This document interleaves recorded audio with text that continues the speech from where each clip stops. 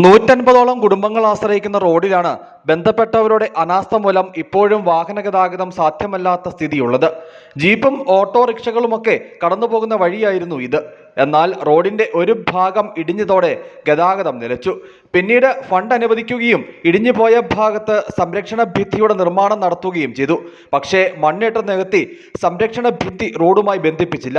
ഇക്കാരണം കൊണ്ട് തന്നെ റോഡ് ഇപ്പോഴും യാത്രായോഗ്യമായി തീർന്നിട്ടില്ലെന്ന് പ്രദേശവാസികൾ പറയുന്നു. നിരവധിയായ ആളുകൾ ആ കിഴക്ക് ഭാഗത്തും പടിഞ്ഞാറ് ഭാഗത്തുമായിട്ട് താമസിക്കുന്നു.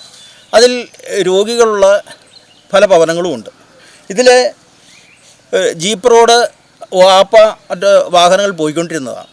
ഈ ഭാഗം ഇടിഞ്ഞതുകൊണ്ട് ഈ ഭാഗത്ത് റോഡിൻ്റെ സംരക്ഷണ ഭിത്തി കെട്ടുകയുണ്ടായി. എന്നാൽ ഇപ്പോൾ ഈ സംരക്ഷണ ഭിത്തി കെട്ടിയതുകൊണ്ട് ഈ റോഡിന് യാതൊരു വിധത്തിലുള്ള പ്രയോജനമില്ലാത്ത രീതിയിൽ സംരക്ഷണ ഭിത്തി വേറൊരു ഭാഗത്ത്, റോഡ് വേറെ ഭാഗത്ത് ഇങ്ങനെ നിൽക്കുന്നൊരവസ്ഥ സാഹചര്യമാണ്. രോഗികളായ ആളുകൾ ഉൾപ്പെടെ ഈ ഭാഗത്തെ വീടുകളിൽ കഴിയുന്നുണ്ട്.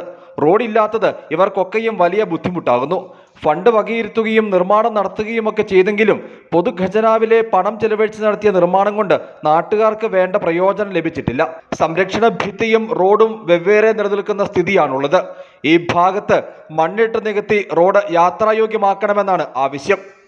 News bureau, Adimali.